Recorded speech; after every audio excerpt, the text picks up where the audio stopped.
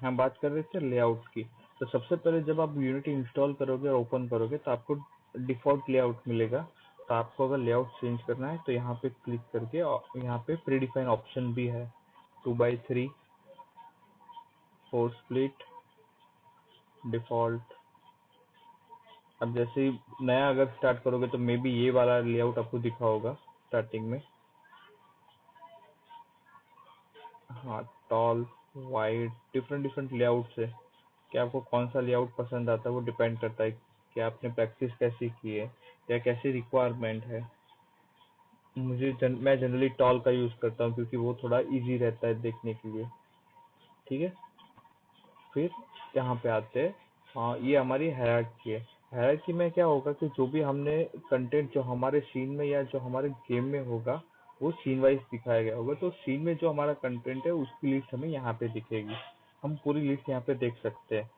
यहाँ पे अभी सीन में दो ही चीजें, एक मैन कैमरा है और एक डायरेक्शन लाइट है, दो ही चीजें हैं।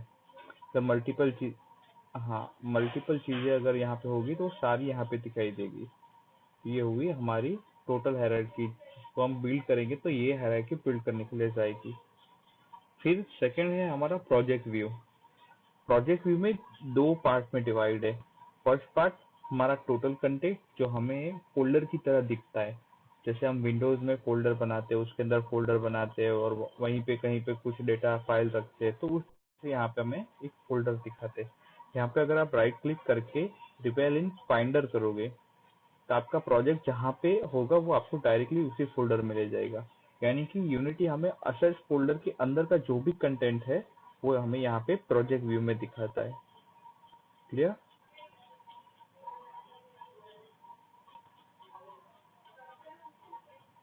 हाँ, वो सो क्योंकि मैं बैक में वर्क कर रहा हूँ इसलिए मुझे रिवेल इन फाइंडर आ रहा है।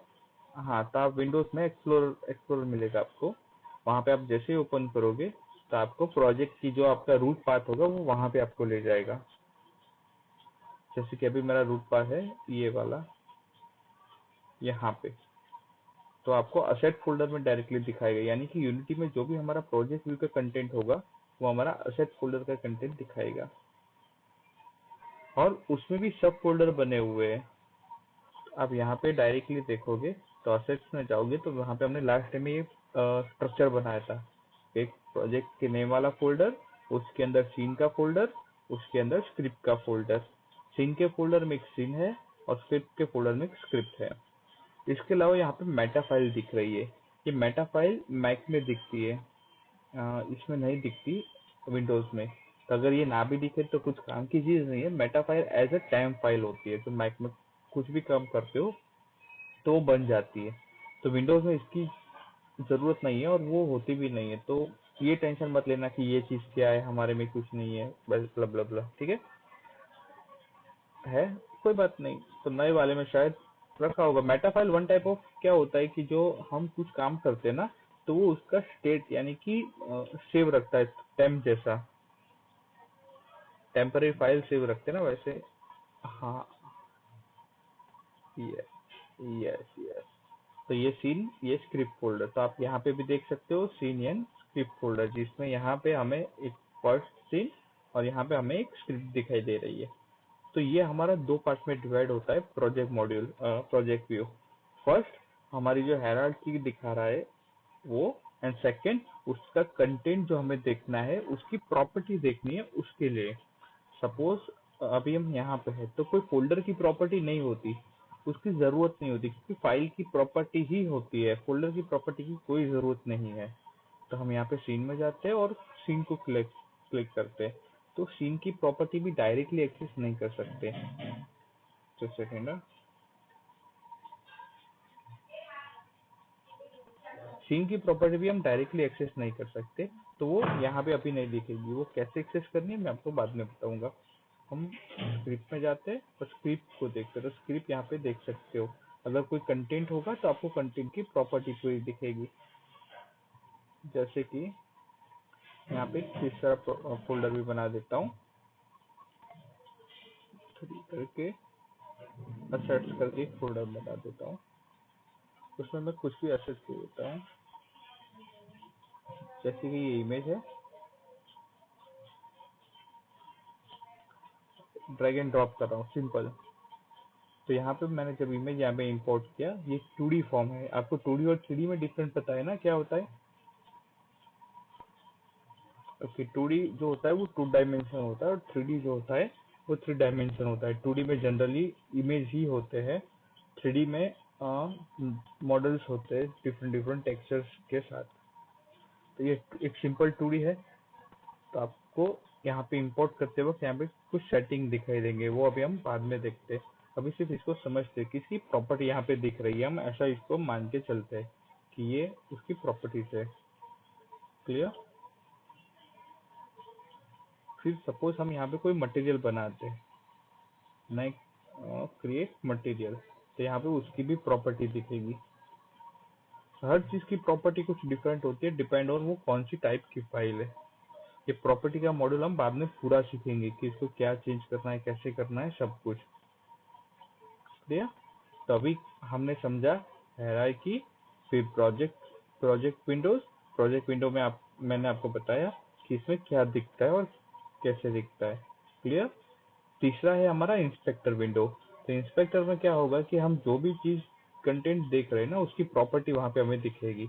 तो हम वो प्रॉपर्टी को एक्सेस कर सकते हैं, यानी उसमें कुछ चेंज करना है या फिर उसमें कुछ ऐड करना है, वहां पे कुछ स्क्रिप्टिंग रखनी है या फिर कोई कंपोनेंट ऐड करना है, ब्ला ब्ला ब्ला सब कुछ, उसकी प्रॉपर्टी को हम यहाँ से एक्सेस कर सकते हैं। इसके अलावा यहाँ पे आपको एक गेम व्यू मिलता है और सीन व्यू मिलता है। तो सीन व्यू में आपके जो कंटेंट सीन में है अभी, यानी कि हमारे सीन में अभी 2 कंटेंट है, मेन कैमरा एंड लाइटिंग। मान लो कि अभी मेन कैमरा है हमारा यहाँ पे है। अब उसको डबल क्लिक करोगे तो आपको यहाँ पे ले जाएगा। यहाँ पे आपको कुछ शॉर्टकट मिलेंगे, जैसे कि QWER। आप क्लिक करोगे ना तो आपको ये आइकन चेंज होगी, तो आपको दिखेगा कि कुछ चेंज हो रहा है। दिख रहा है? हाँ। तब जैसे QWER प्रेस करोगे ना, तब यहाँ पे भी कुछ चेंज होगा। अगर आप ध्यान से देख रहे हो ना, तो जो मैं Q कर रहा हूँ तो हैंड आ गया, WERT दिख रहा है? पूरे Y तक के शॉर्टकट है, QWERTY। दिख रहे? वो हर एक कंपोनेंट से हम उसके कुछ चेंजेस कर सकते हैं। जैसे कि मैंने अभी Q रखा है, तो Q को आप Q रखोगे और क्लिक करके ड्रैग करोगे, तो पूरे सीन में आपको ऐसा लगेगा जैसे आप एक जगह से दूसरी जगह जा रहे हो, यानी कि ड्रैग कर पाओगे सीन को। क्लिक करके देखा? फील हो रहा है कि आप एक जगह से, सपोज हमारा कंटेंट यहाँ पे पड़ा है और एक कंटेंट यहाँ पे पड़ा है, तो उसके पास जाना है तो मैं ड्रैग करके जा सकता हूँ। उसके अलावा आप यहाँ पे स्क्रॉल का भी यूज कर सकते हो। स्क्रॉल करोगे तो स्क्रॉल आउट और स्क्रॉल इन भी होगा। Yes, zoom in zoom out. तो आप नजदीक या दूर या पास जा सकोगे, जैसे कैमरा के हम यूज करते हैं वैसे ही ये हमें सीन व्यू दिखा रहा है। फिर अगर आप यहाँ पे हो और अल्टर प्रेस करोगे तो आपको एक आई जैसा सिंबल मिलेगा। दिख रहा है? अल्टर प्रेस करके रखना है।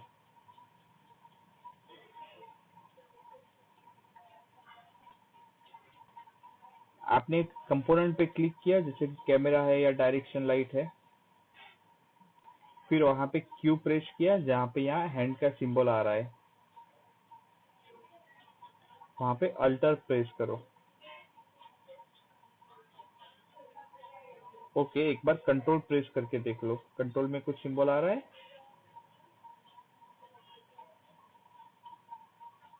कंट्रोल प्रेस करके रखना है, उसको छोड़ना नहीं है जब तक। फिर भी नहीं दिख रहा है?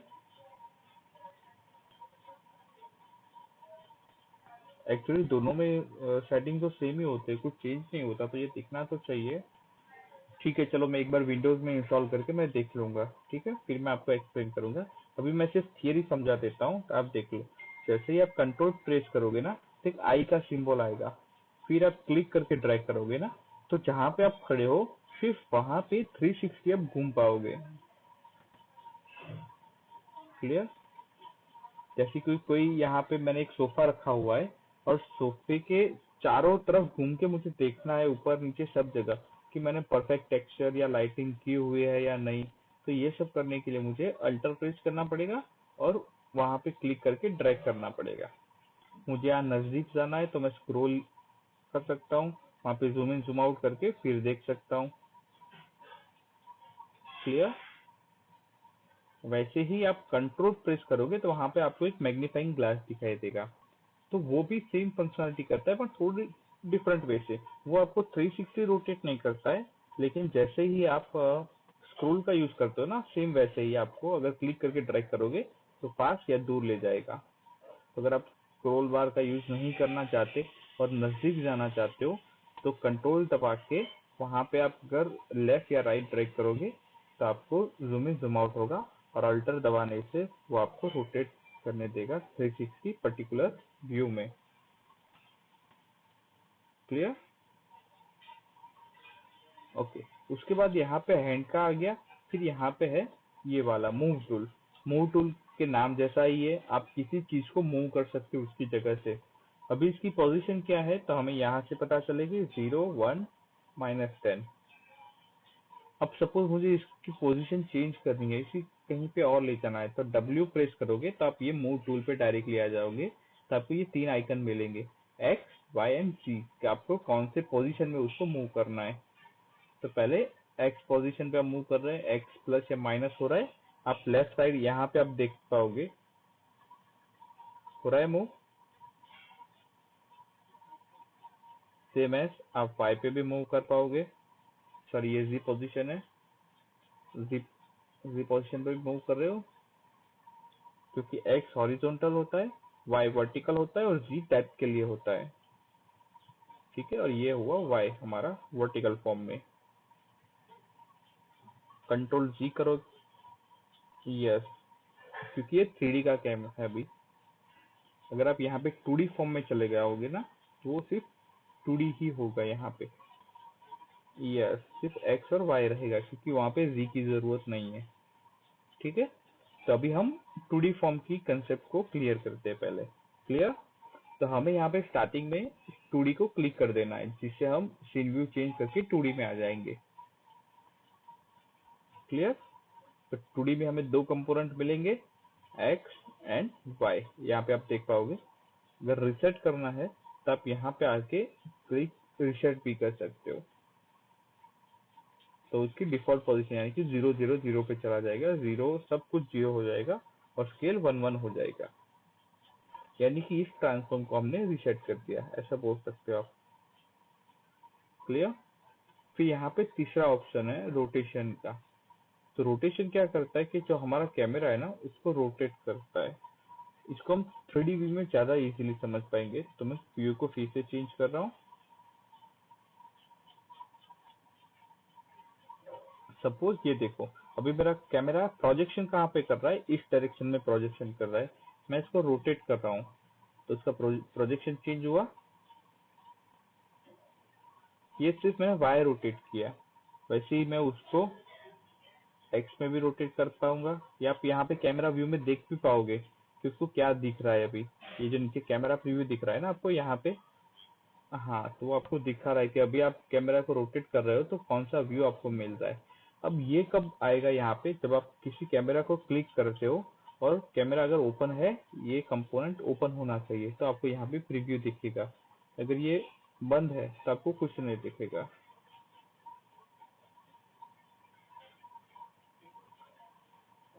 नहीं, यहाँ पे अगर आप तीन लाइट आपको, सॉरी, तीन लाइन दिखाई देगी, yellow, red, blue and white. ये चार क्वार्टेनियन होते हैं। तो आप इसको अगर क्लिक करोगे ना तो उसके हिसाब से आप रोटेट कर पाओगे। हाँ, वो कैमरा तो रोटेट होगा ही, क्योंकि यहाँ पे रोटेट कर रहे हो उसको पोजीशन से। यानी आपको अभी क्या हो रहा है, अगर आप कैमरा को यहाँ पे क्लिक कर रहे हो और रोटेट कर रहे हो, आपने पर्टिकुलर लाइन क्लिक की, तब जब क्लिक कर रहे हो तो सर्कल पूरा बन रहा है। जैसे कि ये देखो, मैं यहाँ पे क्लिक कर रहा हूँ तो पूरा येलो क्लिक हो गया, और उसके बाद ड्रैग करूंगा तो वो इतना ही पार्ट रोटेट होगा और आपको स्क्रीन में दिखाई भी देगा कि ये पार्ट रोटेट हो रहा है।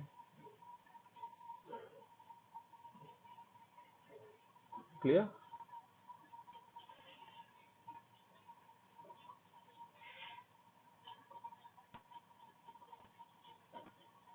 वो आपने ये वाला चौथा वाला यूज किया होगा, इसलिए वो चौथे वाले का यूज क्या है वो मैं आपको जब प्रोग्रामिंग करेंगे ना 3D का तब समझाऊंगा। अभी आप यही समझो कि 3 ही यूज करने, चौथा अभी यूज नहीं करना है। क्लियर? चौथे की जरूरत ही इसलिए पड़ती है, पर अभी हम उसके बारे में नहीं बात करते। अभी हम 3 समझते हैं, एक्स वाई और जी, उसकी ही जरूरत हम यही समझते हैं। ठीक है? ये जी को अगर आप रोटेट करना चाहते हो तो यहाँ से मैन्युअली भी कर सकते हो, यहाँ से भी कर सकते हो और यहाँ से भी कर सकते हो। तो जो कंपोनेंट हम यहाँ से यूज करते हैं प्रॉपर्टी, वही प्रॉपर्टी हम 3 व्यू से भी कर सकते हैं इसकी। क्लियर? तो ये हो गया हमारा मूव टूल, ये हो गया रोटेट टूल। उसके बाद हुआ स्केल टूल। यहाँ पे हम सर, चलो ये स्केल टूल और ये टूल जब आएंगे तब मैं आपको समझाऊंगा, क्योंकि अभी ये 3D का पार्ट है, तो अभी समझाऊंगा तो बहुत कुछ ऊपर से जाएगा। तो अभी हमसे ये चीज 3 चीज रखते हैं, hand tool, move tool and rotate tool. Clear? Clear है? ओके। उसके बाद आप यहाँ पे सीन व्यू में नीचे की तरफ देखोगे ना, तो आपके थोड़े बहुत ऑप्शन दिखाई देंगे। शेडर्स है, 2D या 3D ऑन ऑफ है, लाइटिंग ऑन ऑफ है, साउंड आपको ऑन ऑफ करना है, फिर फॉग या ऐसी कुछ इफेक्ट यहाँ पे सीन में दिए हुए उसको ऑन ऑफ करना है, टगल सीन विजिबिलिटी करनी है, सीन दिखना चाहिए नहीं दिखना चाहिए, मल्टीपल सीन है तो, और ग्रिड दिखनी चाहिए। अभी यहाँ पे आप अगर जूम आउट करके देखोगे ना, तो आपको यहाँ पे ग्रिड दिखाई देगी नीचे, दिख रही है? वो ग्रिड आपको देखनी है या नहीं देखनी है, तो वो यहाँ से आप ऑन ऑफ कर सकते हो।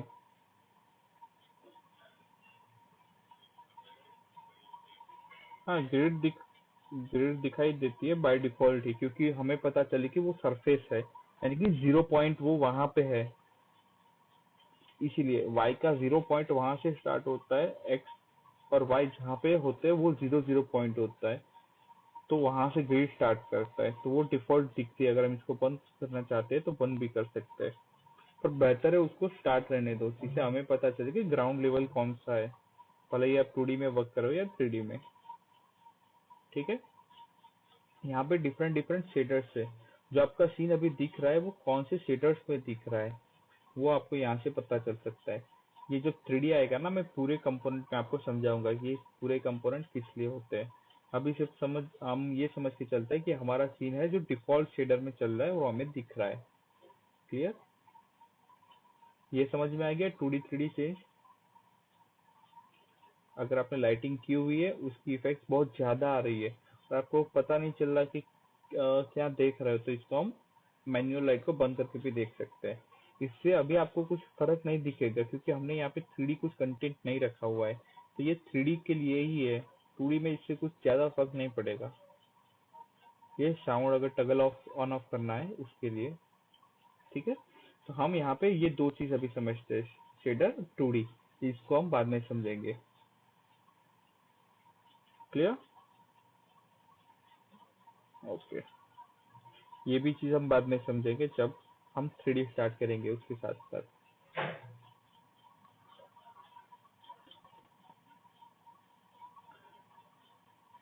ओके। अब हम सबसे पहले 2D स्टार्ट करते हैं, तो उसमें हमें कैमरा को समझना पड़ेगा। आपने कभी मूवी कोई बना रहा है उसको कभी देखा है, या उसकी प्रोजेक्शन को कभी देखा है? जो हमारा कैमरा होता है ना वो वाइड एंगल होता है, इस तरीके से प्रोजेक्ट करता है। जैसे कि आप यहाँ पे क्लिक करोगे ना कैमरा पे, तो वो आपको दिखाई देगा कि वो अभी प्रोजेक्शन किस तरीके से कर रहा है। कैमरा हमारा यहाँ पे है और ये दो एंगल, यानी कि एंगल में वो फील्ड हमारा चेक कर रहा है। उसकी लेंथ, यानी कि हमारा जो कैमरा है ना वो अभी इतनी दूर तक कुछ कवर कर सकता है। आप स्क्रॉल आउट करेंगे ना तो आपको दिखेगा तो वो कितनी दूर तक देख सकता है। तो हमारा कैमरा अभी यहाँ तक देख सकता है। इसको आप क्लिक करके छोटा बड़ा एंगल या फिर इसकी देख यानी लेंथ भी उसकी घटा सकते हो और उसका फील्ड व्यू भी घटा सकते हो। क्लियर? हाँ, क्योंकि आपने 2D वहां पे टेम्पलेट लिया होगा। आपने जब न्यू प्रोजेक्ट बनाया होगा ना, तो आपने 2D टेम्पलेट लिया होगा। तो 2D के मैं वही आपको समझाना। हाँ वही। ओके, तो आपको इस तरह दिख रहा होगा शायद, इस व्यू में दिख रहा होगा। ओके, क्योंकि आप यहाँ पे देख सकते हो कि यहाँ पे एक्स वाई जी पोजीशन पे यहाँ पे क्लिक करोगे ना, तो आपको डिफरेंट डिफरेंट पोजीशन पे दिखाई देगा। या फिर कंट्रोल सॉरी अल्टर करके आप उसको घुमा सकते हो, इस तरीके से रोटेट कर सकते हो व्यू को।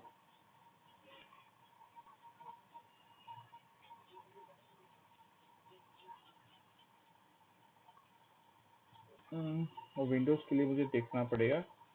आप यहाँ पे अल्टर प्रेस कर रहे हो तो यहाँ पे आइस का सिंबल आ रहा है। ये देखो यहाँ पे आइस का सिंबल चेंज हो रहा है। कंट्रोल प्रेस करके देखो वहां पे।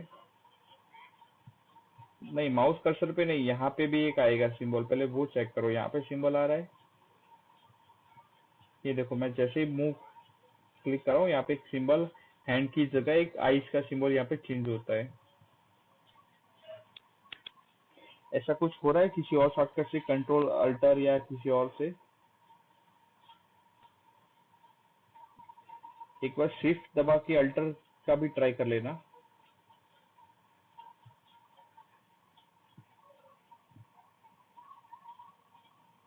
हेलो।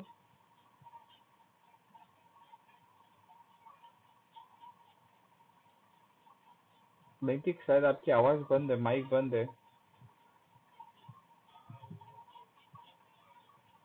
Okay, no issue.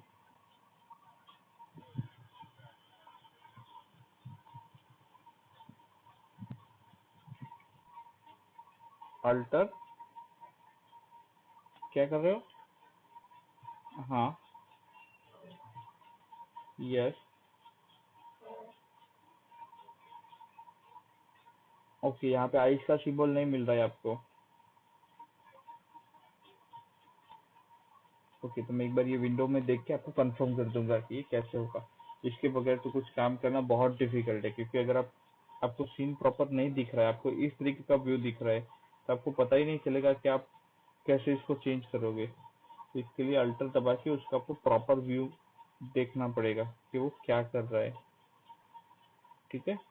अगर आप वहां से नहीं कर पाओगे तो आप यहाँ से भी चेंज कर पाओगे, पर यहाँ से इतना प्रॉपर नहीं होता जैसा हमें चाहिए।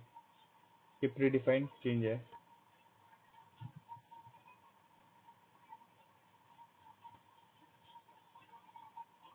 क्लियर? ओके। अब कैमरे का हम प्रोजेक्शन की बात करें, वो तो हमें दो तरीके के कैमरे यहाँ पे अवेलेबल होते हैं।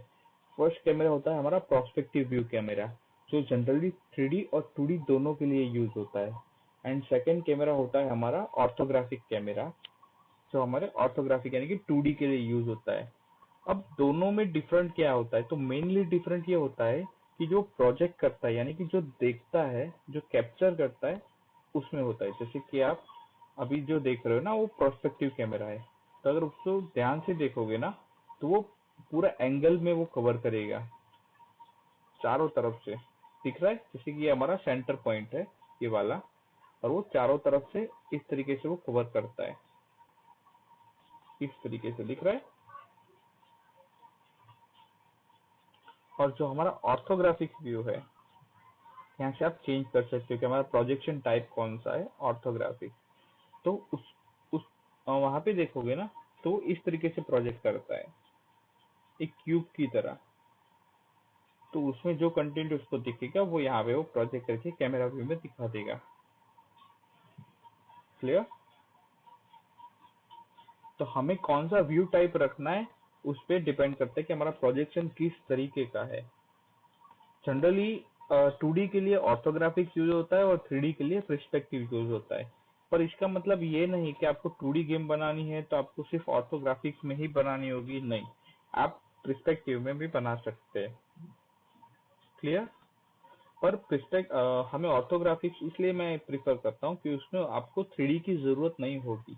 तो आप डायरेक्टली ऑर्थोग्राफिक व्यू रखोगे तो भी आपको परफेक्टली दिखाई देगा। वहां पे स्ट्रेच या उसकी कॉर्नर कट ऑफ या ऐसा कुछ आपको प्रॉब्लम नहीं मिलेगा, क्योंकि हमें परफेक्ट व्यू मिलेगा स्क्वायर में, जबकि आप पर्सपेक्टिव व्यू करते हो ना, तो आपको परफेक्ट स्क्वायर नहीं मिलेगा जब तक पूरा एंड ना हो जाए। तो या तो आपको उस इमेज को इस तरह सेट करना होगा कि यहाँ पे आपको व्यू प्रॉपर मिल जाए। क्लियर? ओके। कैमरा में इसके अलावा बहुत सी प्रॉपर्टी होती है, जैसे कि क्लियर फ्लैश है, बैकग्राउंड कलर्स है, कलिंग मास्क है। ये सब हम 3D आएगा तब स्टेप बाय स्टेप दिखेंगे, अभी सिर्फ 2D के कंटेंट जितने वो देख लेते हैं। यहाँ पे आपको पीछे देखो, यहाँ पे एक स्काई जैसा दिख रहा है और यहाँ पे अर्थ सॉरी लैंड जैसा दिख रहा है, और बीच में एक लाइन जैसा है, जैसे हम दूर देखते हैं तो हमें क्षितिज दिखाई दे रही है, उस तरीके से कुछ सनसेट जैसे देखते हैं। तो ये हमारा स्काई बॉक्स, जो डिफॉल्ट स्काई बॉक्स यूनिटी हमें देता है। अगर स्काई बॉक्स की जरूरत नहीं है, हम 2D पे वर्क कर रहे हैं, तो सॉलिड कलर भी कर सकते हैं। तो डिफॉल्ट कलर दिखाई देगा, या हमें जो कलर करना है वो कलर हम यहाँ से सेट कर सकते हैं। उसके अलावा आप डेप्थ ऑनली रख सकते हो, यानी कि आप मल्टीपल कैमरा में वर्क कर रहे हो और आपको कुछ नहीं दिखाना है, सिर्फ जी पे जो है वो दिखाना है, तो दिखा सकते हो। ये सब 2D की 2D जब 3D सीखेंगे तब मैं ये इसको समझाऊंगा प्रैक्टिकली। अभी सिर्फ sky box and solid colour ध्यान में रखते हैं। स्काई बॉक्स की भी इफेक्ट हमारे 2D पे बहुत नहीं आएगी, तो 2D अगर आप बना रहे हो तो इसकी भी कुछ जरूरत नहीं होगी। आपको सिर्फ सॉलिड कलर कर देना है और आपके हिसाब से जो कलर करना है वो कर सकते हो।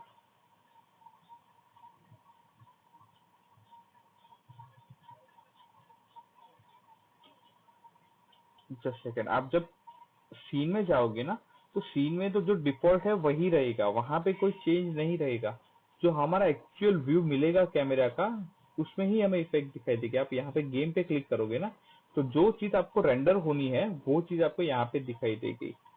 हाँ, तो आपको इफेक्ट मिलेगी। अदरवाइज आप यहाँ पे देखोगे तो यहाँ पे तो डिफॉल्ट स्काई बॉक्स जो है वो ही दिखेगा, उसमें कोई चेंज नहीं आएगा, वो आपको वही का वही दिखेगा। आप देख सकते हो यहाँ पे। ये हमारा वर्चुअल वर्ल्ड है, यानी कि जो हमारी दुनिया है वो है, पर हमें क्या करना है कि उसमें से थोड़ी चीजें ही रेंडर करनी है कैमरा में। तो हम कैमरा को बता रहे हैं कि भाई तुझे ये स्काई बॉक्स रेंडर नहीं करना है, सिर्फ एक बैकग्राउंड में कलर दिखा दो और जो हमारा कंटेंट है वो दिखाओ। तो हमने उसको बता दिया कि नहीं भी हमें स्काई बॉक्स रेंडर करने की जरूरत नहीं है। भले ही वो जितने ही दूर देखे वो स्काई बॉक्स नहीं रेंडर करेगा, वो सिर्फ कलर ही पीछे दिखाएगा। अगर हम यहाँ पे स्काई बॉक्स करते तो यहाँ पे उसका व्यू चेंज हो जाएगा। क्लियर? तो वर्ल्ड पे हमारा कोई फर्क नहीं पड़ेगा, पर हमें जो प्रोजेक्शन करना है उस पे उसकी इफेक्ट पड़ेगी। फिर कलिंग मास्क की भी इतनी जरूरत नहीं है, वो भी हम प्रैक्टिकल आएंगे तब देख लेंगे। बैकग्राउंड कलर में हम यहाँ से उसकी कलर की प्रॉपर्टीज चेंज कर सकते हैं जो हमें चाहिए वो। ये कलर्स के टाइप्स हैं, आरजीबी और एचएसवी, जो भी आपको कलर चाहिए। 0 to 255 में चाहिए या 0 to 1 में चाहिए, उसके हिसाब से आप कलर सेट कर सकते हो। ये उसकी वैल्यू है, क्योंकि मैं आरजीबी सेट करता हूँ 0 to 255।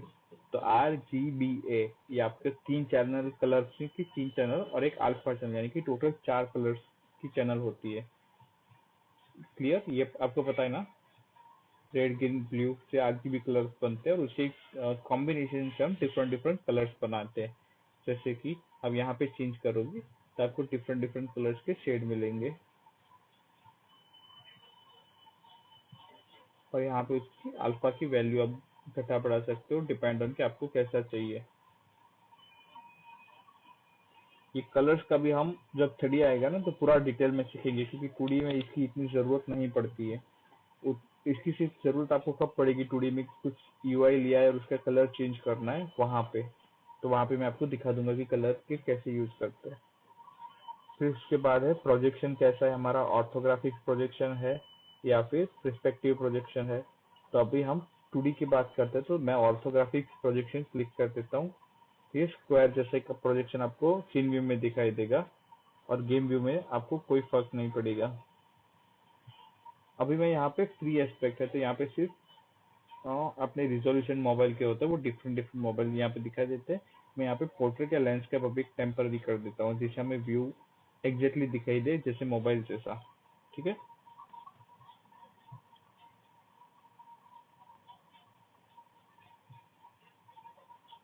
ये देखो, ये पूरा मोबाइल जैसा व्यू आ गया, इसका दिख रहा है यहाँ पे। तो ये हुआ हमारा प्रोजेक्शन कि हमें किस तरह का प्रोजेक्शन चाहिए।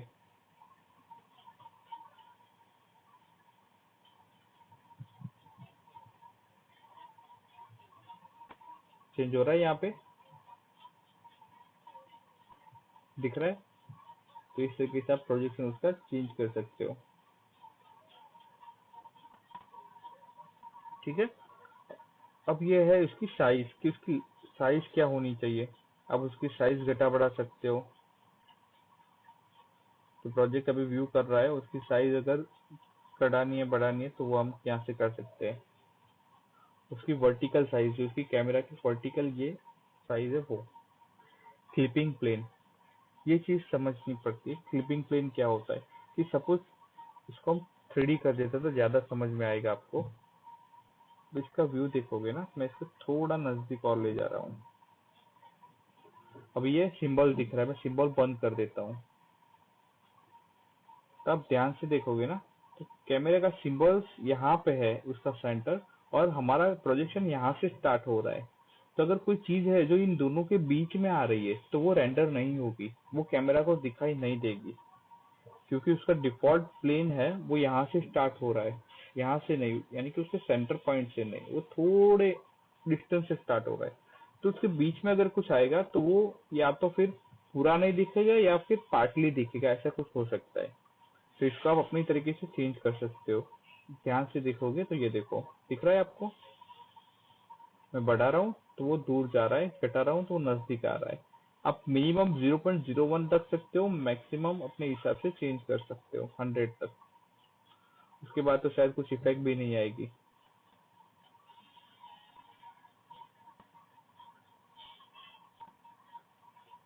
फिर ये फार, फार यानी कि वो दूर तक, कितने दूर तक देख रहा है।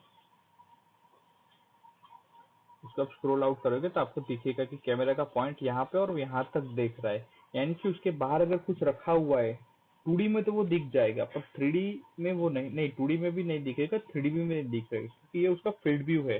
अगर यहाँ से वो कैमरा देख रहा है और उसके बाद कुछ आ रहा है तो वो यहाँ पे कैप्चर नहीं करेगा। जैसे कि हम ह्यूमन की बात करें तो ह्यूमन कुछ दूर तक देख सकता है, उसके बाद तो उसको भी कुछ दिखाई नहीं देगा। तो ये सेम कंसेप्ट पे ही वर्क करता है कैमरा के, कि एक पर्टिकुलर डिस्टेंस तक वो देख सकता है, उसके बाद वो नहीं देख सकता, कुछ भी रेंडर नहीं करेगा।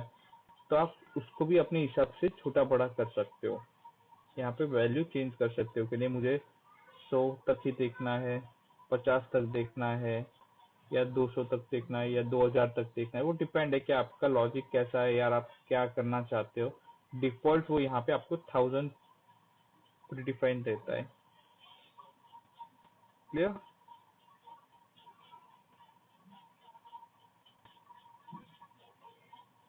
ये व्यू पोर्ट्रेट है वो मैं आपको बाद में समझाऊंगा। डेप्थ है वो जब हम प्रैक्टिकली करेंगे तब ये मैं बाकी चीजें समझाता रहूंगा। अभी यहाँ तक हमने क्लियर किया। क्लियर फ्लैग क्या होता है, फिर उसमें कलिंग मास्क बाकी है, बैकग्राउंड कलर देखा हमने, प्रोजेक्शन देखा कितने तरीके से प्रोजेक्शन होते हैं। एफओवी, ये जो वर्टिकल व्यू है वो सिर्फ 3D में आता है, 2D में नहीं आता है, तो अभी हम ये नहीं देखते। यहाँ पे साइज देखी, क्लिपिंग प्लेन क्या होता है वो देखा, नियर फार, व्यू पोर्ट हम बाद में देखें, तो यहाँ ये चीज हम बाद में देखेंगे। तो अभी बेसिक चीज क्लियर हो गई।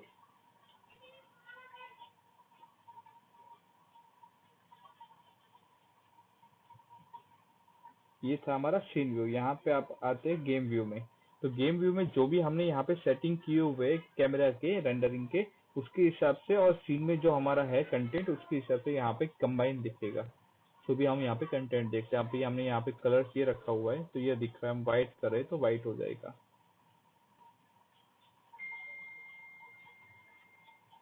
अगर आप इसको सिंपल बिल्ड करके देखना चाहते हो तो यहाँ पे file, build setting, simple build करोगे तो वो आपको एपीके जनरेट करके देगा।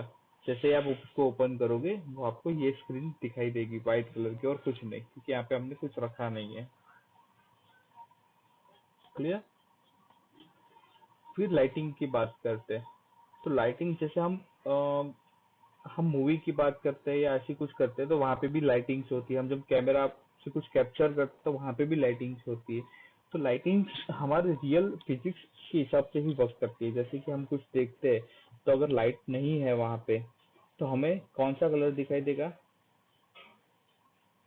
सिर्फ ब्लैक दिखाई देगा, क्योंकि हमें कुछ दिखेगा ही नहीं। हम अगर पूरे अंधेरे में है तो वहां पे लाइट नहीं हुई इसलिए अंधेरा हुआ, तो वहां पे हमें सिर्फ ब्लैक चीज के अलावा कुछ नहीं दिखेगा। तो सेम कंसेप्ट यहाँ पे भी है कि सपोज हम यहाँ पे बात करें, हम लाइट नहीं करेंगे तो पूरा ब्लैक हो जाएगा, डार्क हो जाएगा। हम लाइट रखते हैं तो लाइट दिखाई देती है।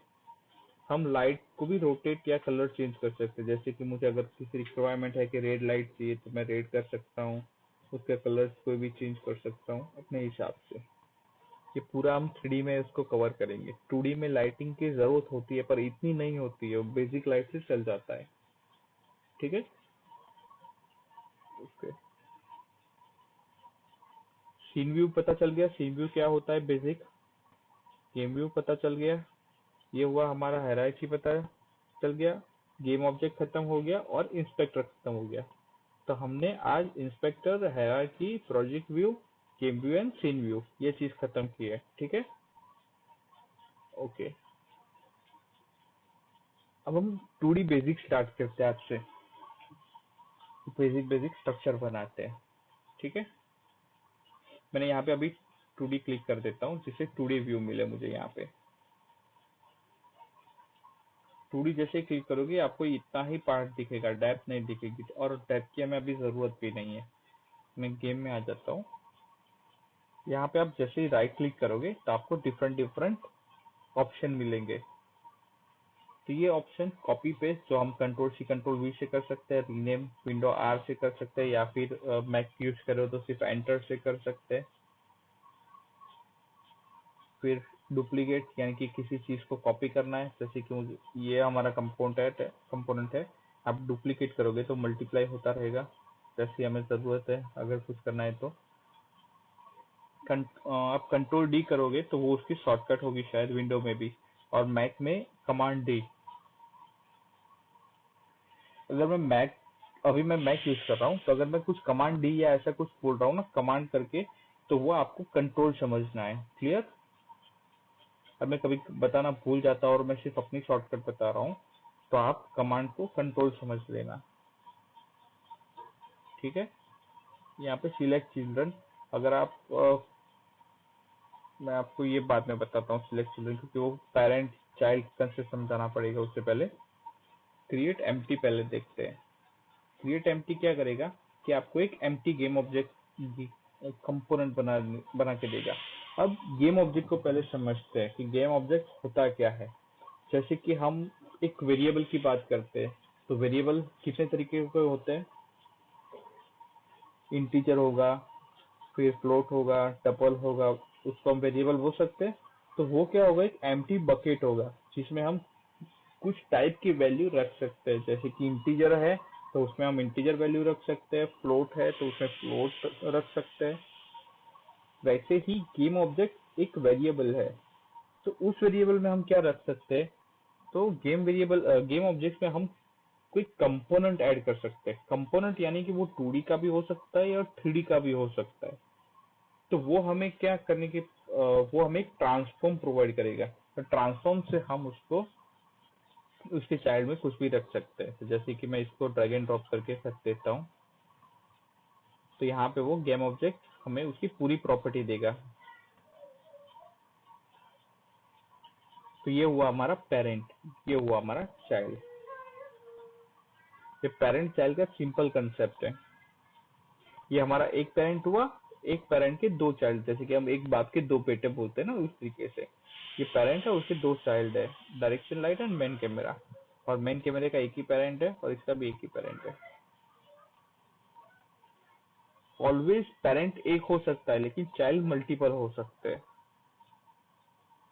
क्लियर? मैं इसको वापिस कंट्रोल जेड कर देता हूँ।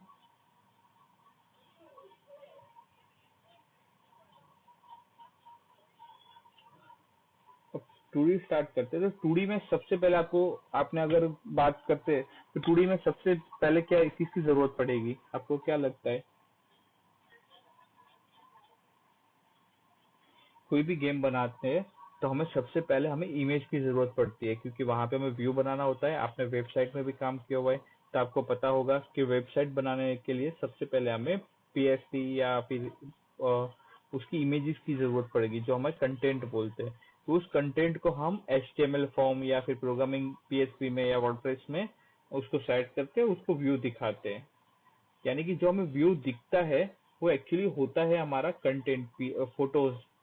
उस फोटोज को हम प्रोग्रामेटिकली सेट करते हैं और वो व्यू दिखाते हैं। तो वैसे ही यहाँ पे सबसे पहले हमें जरूरत पड़ेगी इमेजेस की। तो राइट क्लिक, 2D ऑब्जेक्ट। हम यहाँ पे इमेजेस को स्प्राइट बोल सकते हैं, और यहाँ पे यूआई। हम अभी यूआई कंपोनेंट की बात करते हैं, बाकी सब भूल जाते हैं। 2D में सबसे पहले हम यूआई की बात करते हैं। तो मैं यहाँ पे इमेज को सबसे पहले ले रहा हूँ। जैसे मैं इमेज क्लिक करूंगा, यहाँ पे दो चीज इंपोर्ट हो गई। एक पेरेंट के साथ कैनवास मिला और एक इवेंट सिस्टम मिला। क्लियर? अब कैनवास क्या होता है कि कैनवास क्या होता है, वो हमारा रेक्ट ट्रांसफॉर्म होता है। रेक्ट ट्रांसफॉर्म वो हमारा 2D का कंपोनेंट होता है।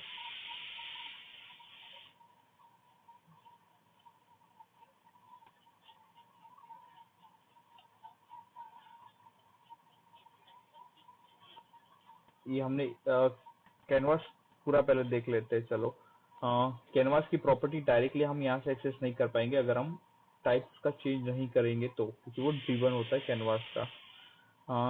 कैनवास अब हमारा कौन सा है? Screen space overlay, screen space camera and world space. अब हम ये समझ लेते हैं स्क्रीन स्पेस ओवरले क्या होता है। Screen space overlay and camera में क्या डिफरेंट होता है? स्क्रीन स्पेस ओवरले यानी कि हमारा जो स्क्रीन है उस पे ही वो ओवरलैप होगा और वहां पे हमें दिखाई देगा।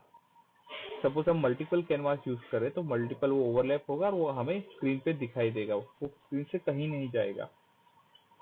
ठीक है, हम इसको कहीं पे भी रखे एक्स वाई जी को, वो हमेशा इस प्रॉपर्टी को यूज नहीं करने देगा और वो स्क्रीन पे ही रहेगा कैनवास। तो स्क्रीन स्पेस ओवरले हो गया। फिर सेकंड है स्क्रीन स्पेस कैमरा। सपोज हमने मल्टीपल यूज किए हुए कैमरा, और एक कैमरा कहीं और है और एक कैमरा कहीं और रेंडर हो रहा है, और मुझे किसी एक कैमरा में ही हमें रेंडर करवाना है हमारा कैनवास।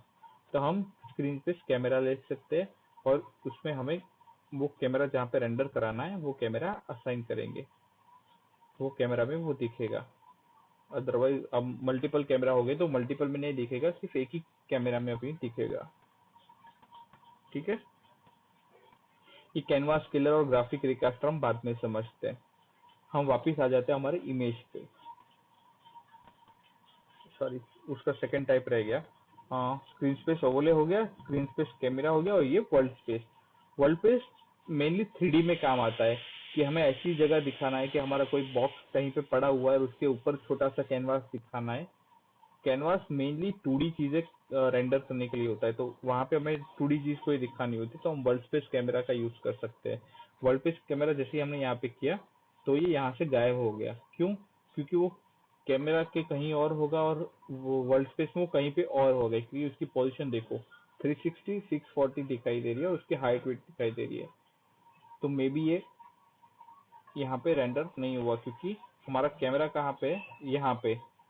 और हमारा कंपोनेंट कहाँ पे? यहाँ पे। तो वो कैमरा के फील्ड व्यू में नहीं आ रहा है। यहाँ से देखोगे ना तो थोड़ा सा पीछे चला गया है, या फिर 0 0 पे होगा, इसलिए। तो वर्ल्ड स्पेस है तो मैं इसकी साइज छोटी कर देता हूँ। यहाँ पे आ गया। मैं इसकी पोजीशन रीसेट कर देता हूँ।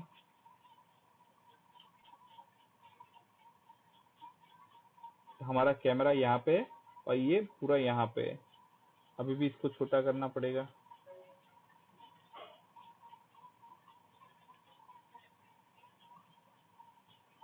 ये हमारा कैमरा उसकी साइज का हो गया कैनवास। ये देखो, ये हमारा पोजीशन इसका इतना है और हमारा कैनवास इतना हो गया।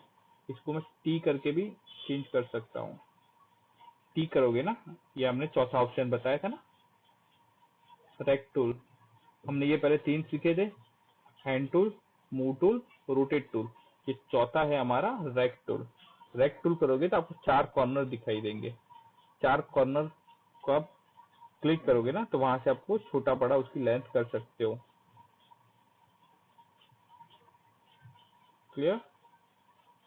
और शिफ्ट दबा के करोगे तो वो जैसा है वैसा ही फॉर्म में वो छोटा बड़ा होगा, वो वही रेशियो में छोटा बड़ा होगा।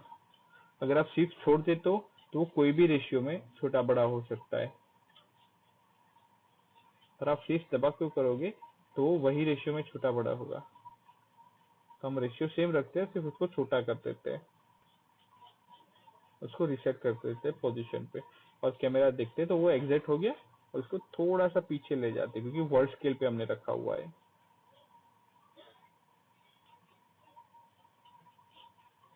ये देखो अब व्यू हो रहा है यहाँ पे, ये हमारा वर्ड स्पेस पे है, जैसे कि ये हमारा मेन कैमरा है और ये हमारा छोटा सा कैनवास है। तो वर्ल्ड स्पेस जनरली 3D के लिए यूज होता है, तो वो हम अभी यूज नहीं करते, उसके व्यू हम डिटेल में देखेंगे। अभी 2D में कर देता हूँ, यानी ओवरले या कैमरा। तो ओवरले से हम स्टार्ट करते हैं। ओवरले जैसे करेंगे तो उसकी साइज अपने हिसाब से चेंज हो जाएगी और वो पूरे स्क्रीन में दिखेगा, तो हमें उसको चेंज करने की या कुछ चेंज करने की जरूरत नहीं पड़ेगी, वो अपने आप ही सेट हो जाएगा।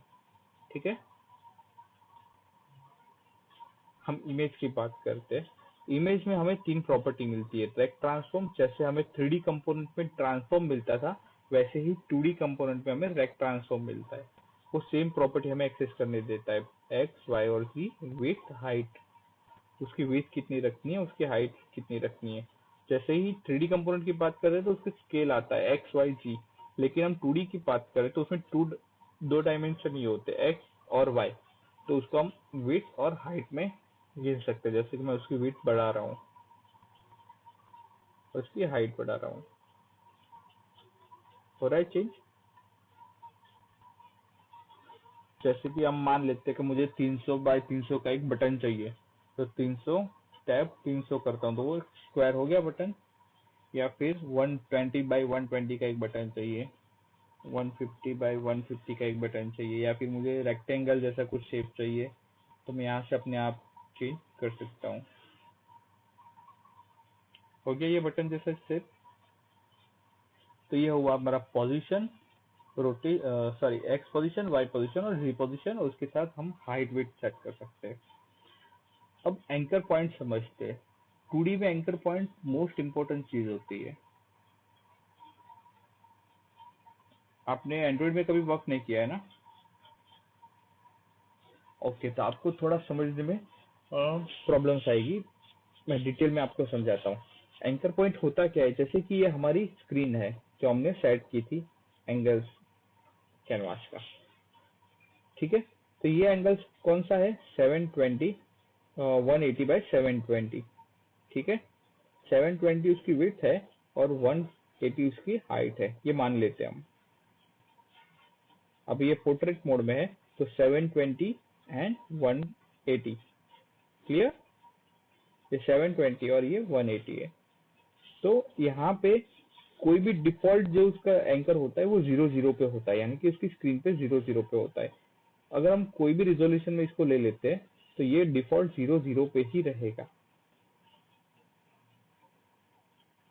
वो उसको कैसे पता चलेगा, क्योंकि हमने उसका एंकर सेट किया हुआ है, वो एंकर। तो उसका एंकर आप ध्यान से यहाँ पे देखोगे ना, तो 2D में आपको एक ऐसा आइकन दिखाई देगा, फुल रेक्टेंगल कनेक्टेड होगी एक दूसरे से, दिख रहा है यहाँ पे। मैं इसका कलर चेंज कर देता हूँ, दिख रहा है ये आइकन, ये उसका एंकर पॉइंट है। तो ये क्या दिखा रहा है, ये चार जो चीजें है, वो चार जो हमारा कैनवास है उसके कॉर्नर है, ये कॉर्नर, ये कॉर्नर, ये कॉर्नर और ये कॉर्नर, वहां से उसका डिस्टेंस कितना है ना, वो उसको मेजर करके देता है। तो अभी हमने यहाँ पे कनेक्टेड रखा हुआ है, उसका मतलब वो चारों दिशाओं से बीच में जो पॉइंट होगा वो वहां पे होगा।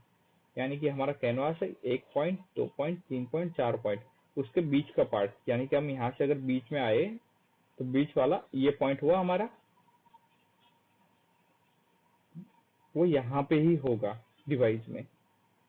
तो उसको हम एंकर पॉइंट बोलते हैं, मिन एंकर, मैक्स एंकर और पिवोट पॉइंट। हम यहाँ से उसको पिवोट पॉइंट चेंज सब कर सकते हैं, वो क्या होता है वो बाद में अभी बताऊंगा। जिस एंकर पॉइंट समझते हैं, अगर मुझे ऐसी डिजाइन रखनी है कि वो सेंटर में आए आना चाहिए, तो हम डिफॉल्ट उसको यहाँ पे रख सकते हैं।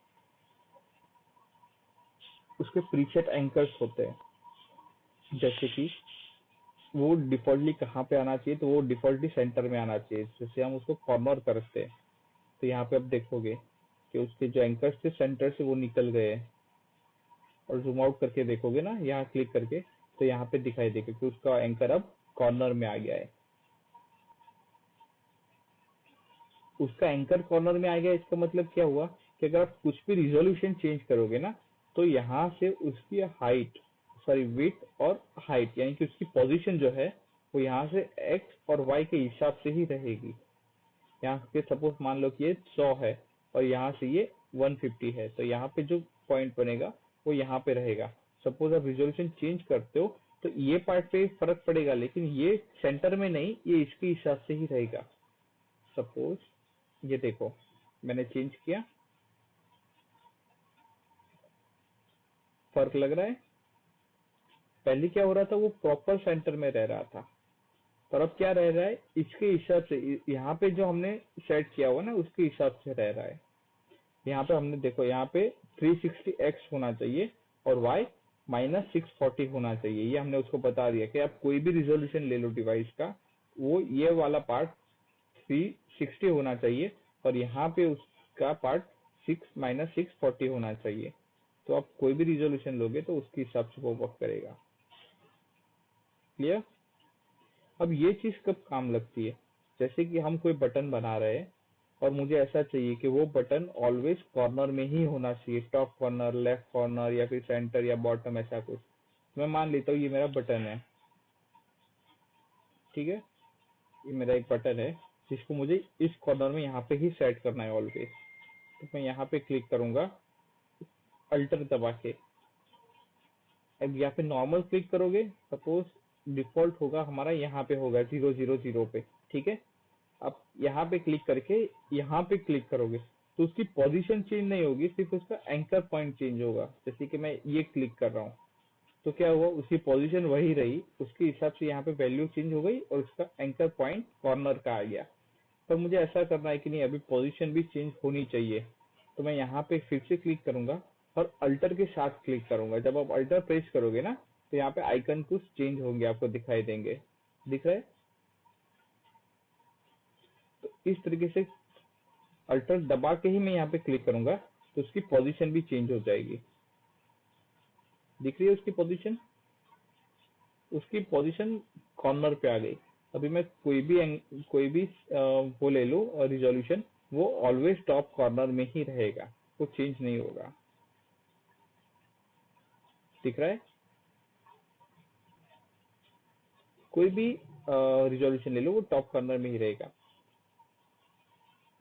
वैसे ही upper centre, left corner, right centre, middle, left, bottom corner, bottom, middle and left corner, bottom left corner, इस तरीके से हमें ये टोटल 9 एंगल मिलते हैं। दिख रहे हैं आपको? इसके अलावा यहाँ पे प्रीसेट है, वो भी आप कर सकते हो। जो लास्ट चूज किया होगा वो आपको ऑप्शन मिल जाएंगे, ये उसके हिसाब से सेट हो जाएगा। अभी हम सिर्फ बीच के चीज समझते, ये बाद में समझेंगे। ये जो ब्लू वाले पार्ट है ना वो हम बाद में समझेंगे, अभी हम ये वाले पार्ट समझते हैं बीच के, ठीक है। ओके, अभी हमने एक इमेज रखा है, उसको मुझे ऐसा चाहिए कि नहीं, मुझे एक फुल स्क्रीन में आना चाहिए, जैसे कि हम बैकग्राउंड का वॉलपेपर सेट करते हैं ना, उस तरीके से आना चाहिए। तो अभी हमारा रिजोल्यूशन कौन सा है, 1280x720, यानी कि 720 हमारी विड्थ है एंड 1280 हमारी हाइट। हमने ये फुल कर दिया तो फुल स्क्रीन में आ गया हमारा गेम व्यू, इस तरीके से कुछ दिख रहा है। अब मान लो कि ये सेट किया है मैंने सिर्फ ये रिजोल्यूशन के लिए, ठीक है। पर हम कुछ गेम बना रहे हैं, वो किसी एक मोबाइल के लिए तो बना नहीं रहे होते, तो डिफरेंट मोबाइल के लिए बना रहे होते हैं। तो सपोज मैं यहाँ पे रिजोल्यूशन चेंज करूंगा ना, सिर्फ पोर्ट्रेट की बात कर रहा हूँ मैं, पोर्ट्रेट चेंज करूंगा ना तो भी वो छोटा हो गया। तो हम ऐसा तो कर नहीं सकते कि बाकी की स्क्रीन ब्लैक दिखे और छोटे में गेम दिखे, ऐसा तो हम कर नहीं सकते। ये ऐसा क्यों हुआ? तो सबसे पहले हम रिजोल्यूशन समझ लेते हैं। इसकी हाइट हमने फिक्स रखी थी 720 एंड 180, तो ये अभी इतनी हाइट एंड विड्थ का ही है। लेकिन जो हमने नया मोबाइल लिया तो उसकी हाइट हुई 920 और 180, यानी उसकी वेट भी बढ़ गई और हाइट भी बढ़ गई। तो वेट और हाइट तो डिवाइस की बढ़ी, पर इमेज की विड्थ वही रही क्योंकि हमने वैसे सेट की थी। क्लियर? तो हमें ऐसा कुछ करना है कि नहीं विड्थ और हाइट भी बढ़े, उसके साथ साथ मेरा इमेज भी उस तरीके से सेट होना चाहिए। तो आप उसको स्ट्रेच करना पड़ता है। तो इमेज पे क्लिक करके वापस एंकर पॉइंट पे क्लिक करोगे तो आपको स्ट्रेच के ऑप्शन दिखाई देंगे। स्ट्रेच लेफ्ट, यहाँ पे भी स्ट्रेचिंग के डिफरेंट डिफरेंट एंकर पॉइंट्स है। जैसे हमने इसके एंकर पॉइंट्स देखे थे ना, लेफ्ट कॉर्नर, अपर कॉर्नर, वैसे ही इसके एंकर पॉइंट्स है। जैसे कि इसकी हाइट मैं वापस छोटी कर देता हूँ 100। अब मुझे ऐसा करना है कि यहाँ पे एक बॉर्डर या एक हेडर जैसा ही मुझे पार्ट चाहिए और वो ऑलवेज ऊपर चाहिए। तो सपोज मैं मान लेता हूँ कि उसकी हाइट अभी के हिसाब से मुझे 720 चाहिए, ठीक है, और इसकी हाइट ऑलमोस्ट इतनी होनी चाहिए 150, ठीक है। यहाँ पे क्लिक करके कंट्रोल दबा के मैं उसको अपर सेंड कर देता हूँ। ये हुआ हमारा हेडर। उसके साथ साथ मैं एक और इमेज ले लेता हूँ फूटर के लिए। इसका कलर मैं अभी थोड़ा चेंज कर देता हूँ जिससे डिफरेंट दिखाई दे।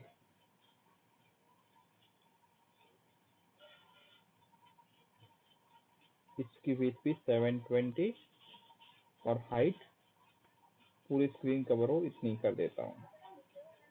आप इसको यहाँ से क्लिक करोगे तो आपको परफेक्ट साइज चेंज नहीं कर पाओगे, यानी इसको पता नहीं चलेगा। तो वापस सीन में आ जाओ, जिस इमेज को चेंज करना है उसको डबल क्लिक करो और टी प्रेस करो तो आपको ये एंगल मिल जाएंगे। यहाँ पे वापस 2D कर देते हैं।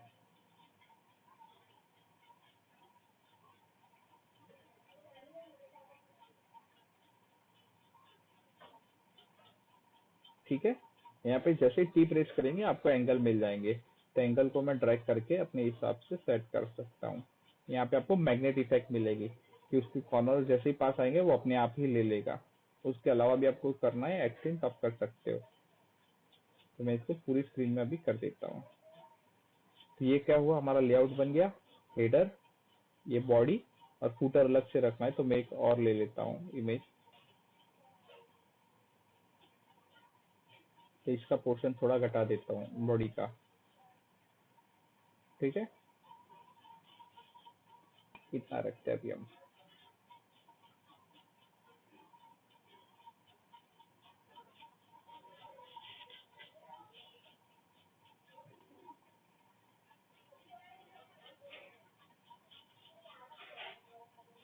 डब्ल्यू करके आप उसको ड्रैग कर सकते हो,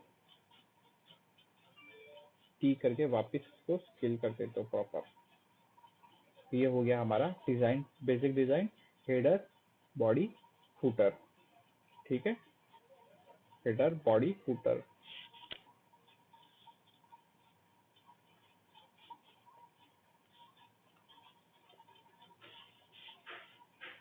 ये हुआ हमारा बेसिक डिजाइन और ये हमने 720 टू 80 के लिए ही डिजाइन किया। तो सपोज मैं यहाँ पे अगर रिजोल्यूशन चेंज कर रहा हूँ तो ये देखो पूरा चेंज हो गया,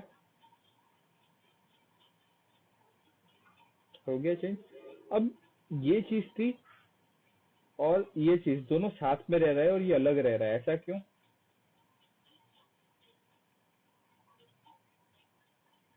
नहीं पता चला। यहाँ पे हमने उसका एंकर सेट किया था। क्या किया था? मिडल सेंटर टॉपर में। और यहाँ पे हमने कुछ नहीं किया था, वो सेंटर में ही रहेगा। तो ये सेंटर में ही रह रहा है अभी। इसलिए सपोज इसको हमने मिडल और इसको फुटर में सेट किया होता यहाँ पे तो वो अपनी जगह पे ही रहते हैं, पर अभी हमने कुछ नहीं किया था। तो रिजोल्यूशन जैसे ही चेंज हुआ तो वो हमें जैसा लुक चाहिए वैसा नहीं मिला, वो अपनी तरीके से छोटा बड़ा नहीं हुआ। तो वैसा करने के लिए हमें स्ट्रेच की जरूरत पड़ती है। तो हम वापिस अपने रिजोल्यूशन में आ जाते हैं जहाँ से हमने बनाया था हेडर। हमें स्ट्रेच करना है, तो इसको कहाँ स्ट्रेच करना है? जहाँ पे वो अभी है वहां पे ही, अपर की साइड। तो हम यहाँ पे क्लिक करेंगे कुछ भी किए बिना, अल्टर या प्रेस किए बिना। तो अपने हिसाब से सेट कर लेगा। फिर बॉडी को सेट करते हैं फूल के हिसाब से एंड फूटर को सेट करते हैं बॉटम के हिसाब से। अब चेंज करके देखते हैं, दिखाई दिया चेंज?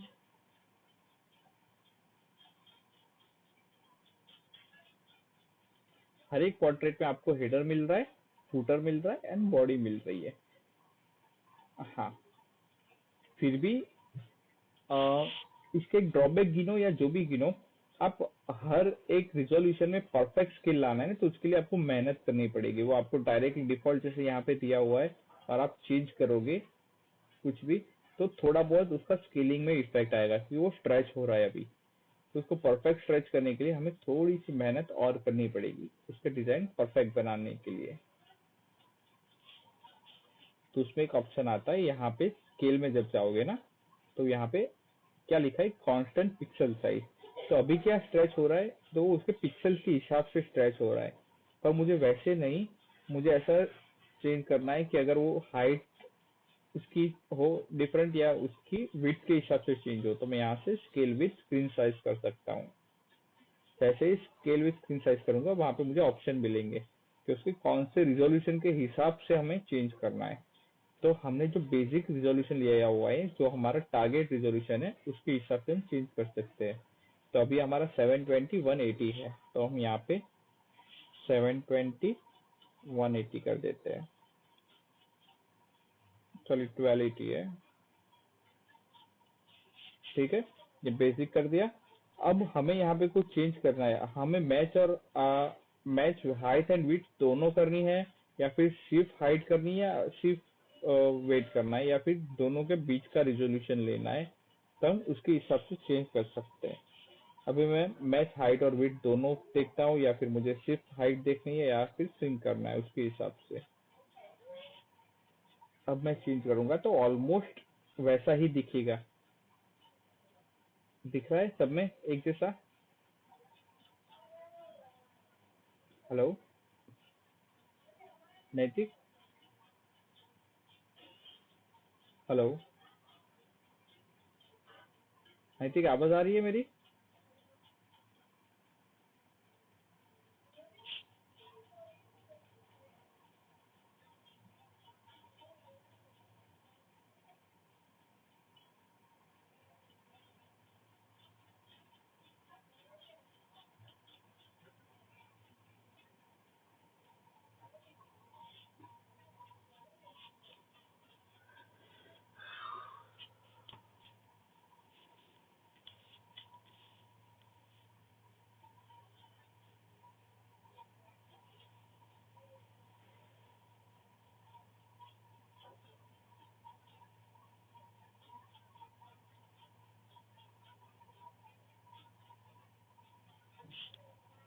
हेलो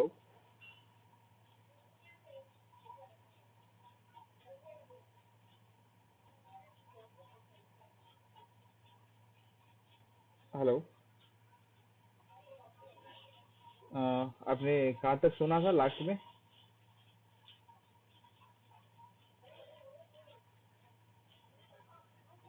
ओके, यहाँ पे आपने देखा था लास्ट में स्केल विथ एंड हाइट दोनों का हमने स्केल लिया हुआ है।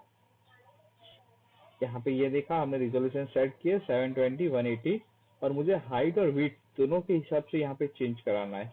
तो मैं यहाँ पे मैच में 0.5 कर दूंगा कि वो हाइट का भी रिजोल्यूशन वो रेशियो गिनेगा और विड्थ का भी गिनेगा। आपको अगर ऐसा है कि नहीं मुझे हाइट के हिसाब से ही चेंज करना है या विड्थ के हिसाब से चेंज करना है, तो ये हाइट और ये सॉरी विड्थ और ये हाइट, और बीच का किसी और रेशियो में करना है 720 या जो भी आपका रेशियो 1:2 या 2:3 जो भी, उसके हिसाब से चेंज कर सकते हो। अभी मैं दोनों के हिसाब से ले रहा हूँ 0.5, यानी कि दोनों। तो वो हाइट एंड वेट दोनों का रेशियो कैलकुलेट करेगा और इसे हिसाब से चेंज करेगा। तो हम देख लेते हैं इसका कोई इफेक्ट पड़ा या नहीं पड़ा। अब आपको लग रहा है कोई चेंज? पहले क्या हो रहा था, ये पार्ट बहुत छोटा हो जाता था जैसे हम रिजोल्यूशन चेंज करते थे, पर अभी ऑलमोस्ट सेम दिख रहा है जैसे होना चाहिए। थोड़ा डिफरेंट रहेगा ही रहेगा, पर जितना है वैसा डिजाइन हमें मिल रहा है देखने के लिए। उसके स्क्रीन के हिसाब से। ठीक है, ये हुआ हमारा इमेज। इमेज का मेनली यूज क्या होता है कि जो हमें डिजाइन बनानी होती है ना, तो मेनली डिजाइन का काम हमारा इमेज करता है। अब ये तो हो गई हमारी इमेज, हमने रिजोल्यूशन भी देख लिया, सेट कैसे करते हैं वो भी देख लिया। अब इसमें हमें जरूरत पड़ेगी टेक्स्ट की। यहाँ पे कुछ दिखाना है, यहाँ पे कुछ दिखाना है, तो हमें टेक्स्ट की भी जरूरत पड़ेगी। तो हम राइट क्लिक यूआई, तो हमारा सेकेंड कंपोनेंट है टेक्स्ट। तो यहाँ पे हमें टेक्स्ट के दो कंपोनेंट दिख रहे हैं, एक टेक्स्ट है एंड टेक्स्ट मैक्स प्रो का है। तो टेक्स्ट मैक्स प्रो क्या है कि पहले एक प्लगइन आता था, जो हमारा टेक्स्ट कंपोनेंट है ना, तो उसमें जो हमें प्रॉपर्टीज दी जाती थी, उससे वो ज्यादा प्रॉपर्टीज दे रहा है। तो ये पहले पेड प्लगइन था, पर यूनिटी वालों ने ये परचेज कर लिया और वो खुद में इनबिल्ट ही दे दिया। तो पहले हम टेक्स्ट समझते हैं, फिर टेक्स्ट मैक्स प्रो समझते हैं। मैंने यहाँ पे टेक्स्ट ले लिया, तो क्या हुआ, हेडर के अंदर टेक्स्ट आ गया, उसकी हाइट विड्थ मुझे ये चाहिए कि नहीं, ये पूरे में कवर होना चाहिए, तो मैं इसको क्लिक करके अल्टर करके फुल कर देता हूँ यहाँ पे। तो अगर नॉर्मल करूंगा तो यही साइज में रहेगा, वो ऑटो नहीं होगा, तो मैं यहाँ पे अल्टर करके फुल कर देता हूँ। तो इससे क्या फर्क पड़ेगा वो दिखाई, ये देखो इसके एंगल चारों तरफ आ गए, पहले इतना था।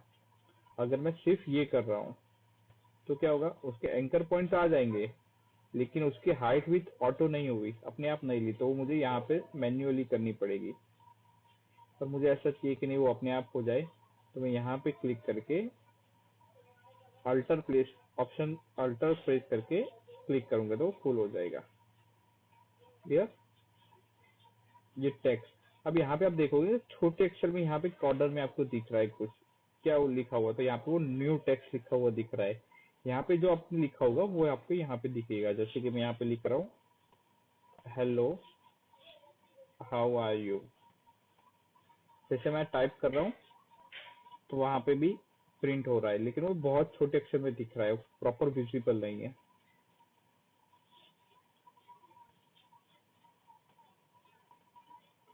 मैंने यहाँ पे हेडर लिख दिया है और यहाँ पे दिख रहा है। अब मुझे क्या करना है, सबसे पहले तो उसकी प्रॉपर्टीज देखनी है। तो जैसे मैं टेक्स्ट पे क्लिक करता हूँ, मुझे यहाँ पे प्रॉपर्टी दिख रही है। यहाँ पे सबसे पहले फॉन्ट, कि मुझे उसके कौन से फॉन्ट रखने हैं।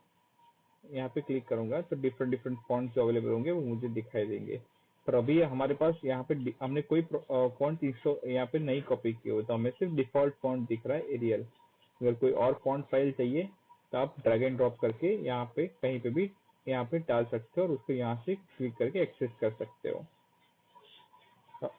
ठीक है, फिर फॉन्ट स्टाइल कौन सी होनी चाहिए, जैसे कि हम वर्ड प्रेस में नोटपैड में यूज करते हैं, नॉर्मल, बोल्ड इटालिक, वैसे ही।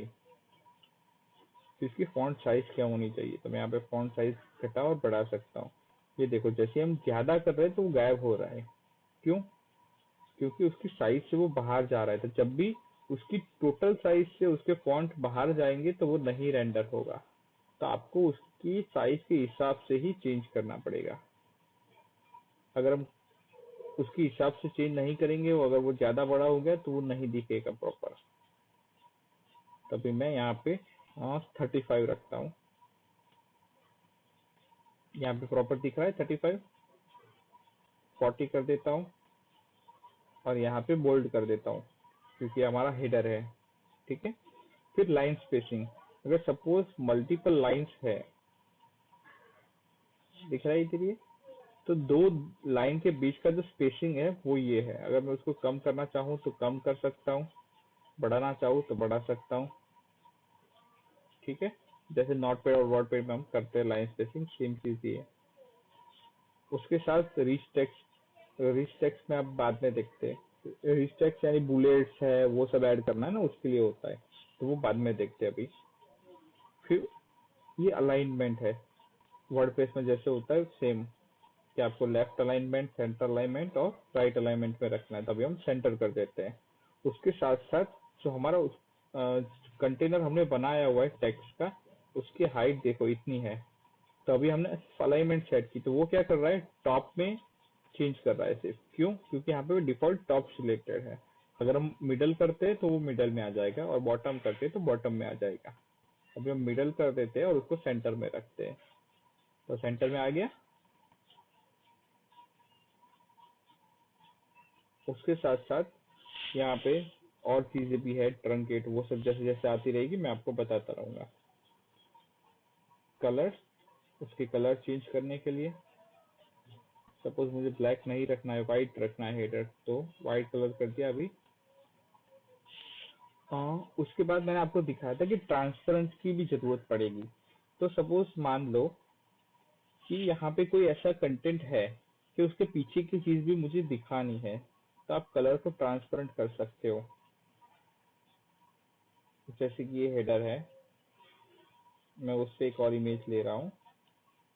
ये देखो अभी क्या हुआ कि ये ओवरलैप कर रहा है, यानी कि इमेज दिख रही है और इसके पीछे टेक्स्ट, पर जो बीच का पार्ट है वो ट्रांसपेरेंट नहीं है, वो पूरा का पूरा मुझे वैसे ही दिख रहा है जैसे होना चाहिए। जैसे कि एक इमेज आ गया और इसके पीछे एक इमेज, तो मुझे ऐसा चाहिए कि नहीं, ये ब्लैक के पीछे भी ट्रांसपेरेंटली मुझे दिखना चाहिए। तो मैं यहाँ पे उसकी ट्रांसपेरेंट वैल्यू को चेंज कर सकता हूँ। दिख रहा है 0 यानी फुल ट्रांसपेरेंट, 1 यानी फुल कवर। तो उसके बीच का पार्ट जो भी मुझे चाहिए वो इस हिसाब से चेंज कर सकता हूँ। क्लियर?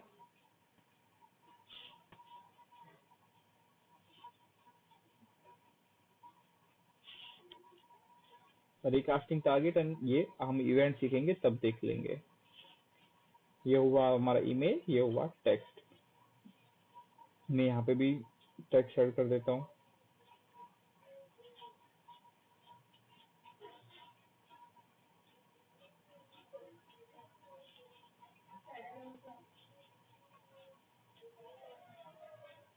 उसकी हाइट थोड़ी बढ़ा देता हूँ, अराउंड फॉन्ट को चाहिए 35 तो मैं 50 कर देता हूँ, और यहाँ पे फॉन्ट 40 कर देता हूँ। Centre, centre, body and same as footer make कर देता हूँ। अब टेक्समैक्स प्रो देख लेते हैं। टेक्समैक्स प्रो, जैसे आप वहां पे टेक्समैक्स प्रो करेंगे तो आपको एक पैकेज इंपोर्ट करना पड़ेगा, क्योंकि वो डिफॉल्ट नहीं देता है। तो इंपोर्ट टीएमपी,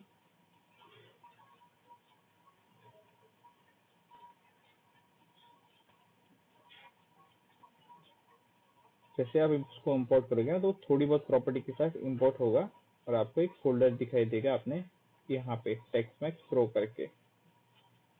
ठीक है, हमने टेक्समैक्स प्रो यहाँ पे इंपोर्ट किया हुआ है। ये देखो, ये भी फॉन्ट है, ये भी फॉन्ट है और ये भी फॉन्ट है।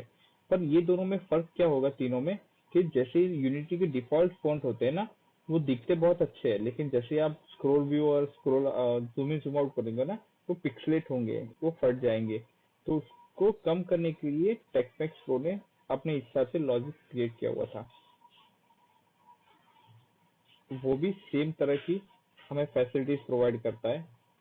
जैसे कि यहाँ पे रेक्ट ट्रांसफॉर्म है, उसकी प्रॉपर्टीज टेक्स्ट की इनपुट्स है, उसके फॉन्ट कौन से सिलेक्ट करने हैं,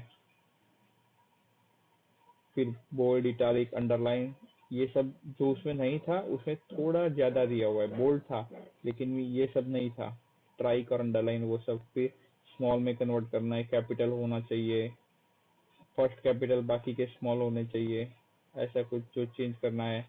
या फिर फर्स्ट कैपिटल जो फर्स्ट लेटर है वो बड़ा दिखना चाहिए, बाकी के छोटे दिखने चाहिए। ये डिफरेंट डिफरेंट हमें रिच टेक्स्ट के ऑप्शंस देता है।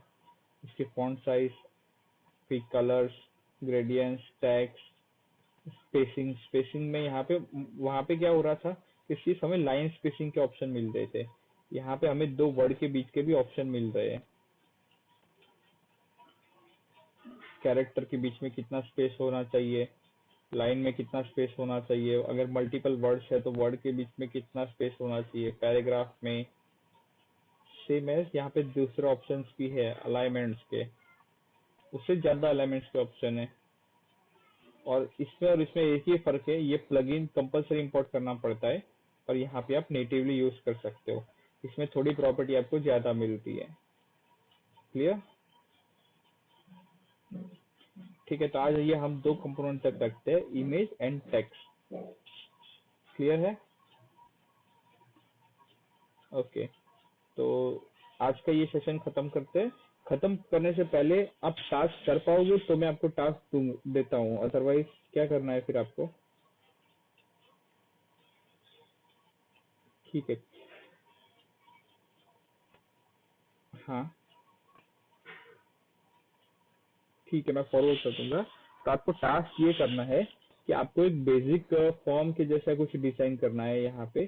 फॉर्म फॉर्म थोड़ा आपको डिफिकल्ट पड़ेगा। आप ऐसा ही करना कि बैकग्राउंड लिया हुआ है वैसे एक बैकग्राउंड, ऊपर हेडर, नीचे फुटर, और वहां पे कुछ टेक्स्ट लिख देना।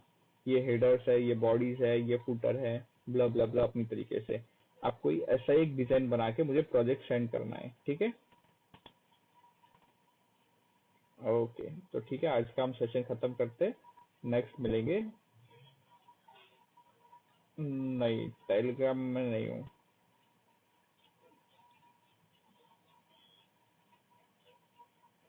ठीक है, मैं टेलीग्राम इंस्टॉल कर दूंगा, नो इश्यू। मैं इंस्टॉल करके आपको मैसेज करता हूँ वहाँ पे। Okay then, bye bye. और कुछ कंफ्यूजन है और नहीं समझ में आ रहा है तो पूछ लेना, मैं रिपीट कर दूंगा, ठीक है?